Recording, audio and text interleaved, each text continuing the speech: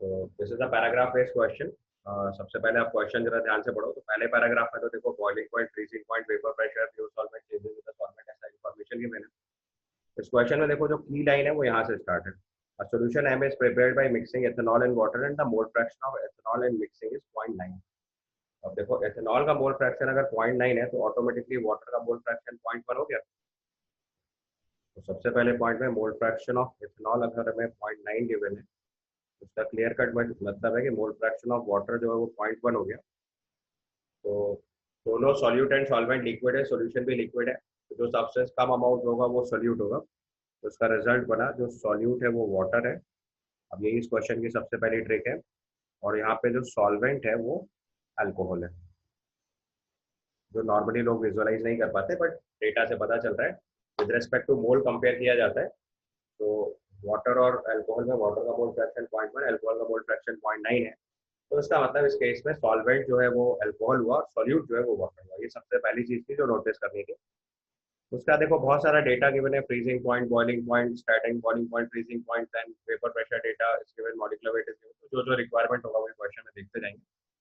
इसका जो अगली की लाइन है इस क्वेश्चन को डील करने की वो नीचे गिवन है। देखो जो मेजॉरिटी ऑफ द स्टूडेंट से मिस हो जाती है, या हमें भी ऐसा लगता है कि सब बातें तो ठीक है, ऑब्वियस है, बट कभी कभी क्वेश्चन में इसका बहुत फर्क पड़ जाता है। तो notice it this thing, it's given in answering the following questions consider the solution to be ideal dilute solution and solute to be non volatile and non dissociative. मतलब ये सॉल्यूशन में अभी तो देखो हमें लिक्विड इन लिक्विड केस दिख रहा है, बट क्वेश्चन में मेंशन करा गया है जिसको आपको आइडियल डाइल्यूट सॉल्यूशन कंसीडर करना है और सॉल्यूट को नॉन वोलेटाइल नॉन डिसोसिएटिव मानना है। मतलब जब हम वाटर और अल्कोहल का सॉल्यूशन लेंगे तो उसमें जो वाटर वाला कंटेंट है उसको नॉन वोलेटाइल मानते हुए सॉल्व करना पड़ेगा, या अगले वाले केस में जब अल्कोहल डील करेंगे तब अल्कोहल को नॉन वोलेटाइल मानते हुए सॉल्व करेंगे। ये क्वेश्चन में गिवन है। तो आप देखो अगर आपका सॉल्यूट यहाँ पे वाटर है और सॉल्वेंट अल्कोहल है, तो जो डिप्रेशन एंड फ्रीजिंग पॉइंट आएगा that will be with respect to solvent always. तो सॉल्वेंट हमारा अल्कोहल है, अगर आप यहाँ पे अल्कोहल का फ्रीजिंग पॉइंट नोटिस करोगे तो फ्रीजिंग पॉइंट फॉर एथेनॉल कितना दे रखा है, देखो 155.7 केल्विन। तो depression and freezing point with respect to solvent आएगा, तो जो सॉल्वेंट का फ्रीजिंग पॉइंट 155.7 केल्विन है, तो जो सॉल्यूशन का फ्रीजिंग पॉइंट होगा वो सॉल्वेंट से कम आएगा। और अब आप देखो क्वेश्चन नंबर 67 में जो ऑप्शंस गिवन है उसमें एक ही वैल्यू है जो लेस देन 155.7 है। उसका आंसर डायरेक्टली डी पता चल जाएगा बिना सॉल्व करें। तो जिसने क्वेश्चन को ठीक से पढ़ा थॉरोली और पैराग्राफ पढ़ने में उसका टाइम कंज्यूम हुआ, तो आईआईटी वाले उस चीज को देखो क्वेश्चन में कॉम्पनसेट करा देते हैं। किसी बच्चे ने बिना पैराग्राफ ठीक से पढ़े सवाल सॉल्व करना शुरू कर दिया तो उसका क्वेश्चन यहाँ से गलत होना शुरू हो जाएगा, बिकॉज उसे अच्छी खासी कैलकुलेशन करनी पड़ेगी। और इस चीज को अगर नोटिस नहीं कर पाएगा एथेनॉल यहाँ पे सॉल्वेंट है, तो आप अननेसेसरी क्वेश्चन गलत भी कर जाओगे। तो यहाँ पे जो डिप्रेशन एंड फ्रीजिंग पॉइंट है वो विद रिस्पेक्ट टू सॉल्वेंट होता है। तो यहाँ का आंसर हमें पता चल गया, दैट विल बी 155.9। सॉल्व करने की जरूरत ही नहीं है, आप डायरेक्टली आंसर बता सकते हो। इस केस में आंसर सर्टेनली डी आएगा। हाँ, अब अगर आप सॉल्व करना चाहते हो तो there is option, we have to solve it by delta TF is equal to KF into M. बस ध्यान ये रखना था यहाँ पे केएफ ऑफ एथेनॉल यूज करना पड़ेगा। तो एथेनॉल के लिए केएफ की वैल्यू देखो हमें दे रखी होगी कहीं ना कहीं, freezing point depression constant of ethanol is 2। तो delta TF is equal to KF into molality. Mole fraction दे रखा है एथेनॉल का पॉइंट, वाटर का 0.1, तो उसकी मोलालिटी लिखनी है। तो 0.1 मोल प्रेजेंट है in how much gram of ethanol, 0.9 into 46 gram of ethanol, तो 1000 ग्राम में कितना होगा, दिस विल बी मोलालिटी। अगर आप इसको सिंप्लीफाई करेंगे तो इससे आपका एग्जैक्टली डेल्टा टीएफ निकलेगा और फिर आप एग्जैक्ट वैल्यू भी निकाल सकते हो। बट इस क्वेश्चन में सॉल्व करने की रिक्वायरमेंट ही नहीं थी, आप बिना सॉल्व करे भी सीधे आंसर तक पहुंच सकते थे। समझ में आई बात?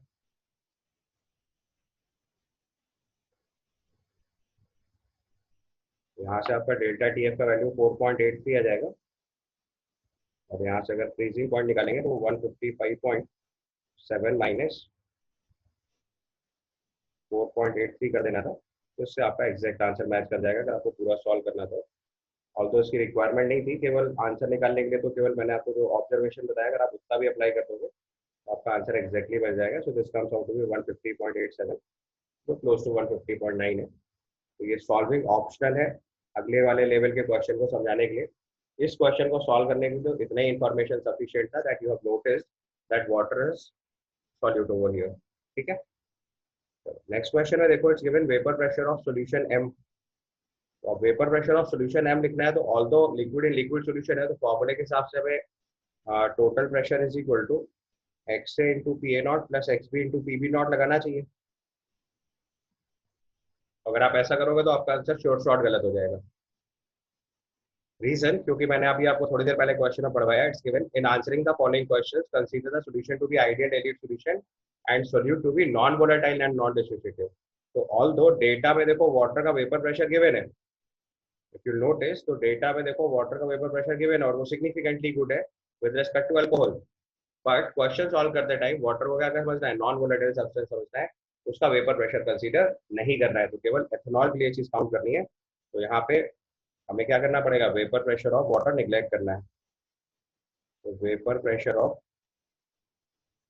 Water must be neglected as per the given question.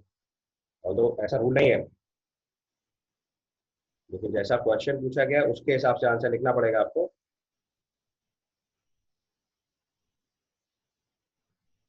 As given instruction of question, इसीलिए बहुत एक बढ़िया क्वेश्चन है, एडवांस लेवल के क्वेश्चन की एकदम अच्छी फील देता है। तो आपको पता चलेगा कि क्वेश्चन के इंस्ट्रक्शन के हिसाब से आपको वाटर का वेपर प्रेशर निग्लेक्ट करना है, तो टोटल प्रेशर जो आएगा that comes out to be mole fraction of ethanol and vapour pressure of ethanol is given to you 40, उससे मल्टीप्लाई करेंगे तो ये सीधे सीधे 36 mm मरकरी आ जाएगा। ओरली आप आंसर निकाल सकते थे, need not to further solve. पूरा सॉल्व करके निकालोगे तो आंसर ए आ जाएगा, जो कि गलत होगा। अगर आप इसका आंसर मार्क करेंगे यहाँ पे, उसका आंसर सर्टेनली बी हो जाना है। समझ आया? That's why it's a very good question. अभी मैं आपको उसको एक्सप्लेन कर रहा हूँ, तो पहले भी आपको बता चुका हूँ, but it's a very nice question.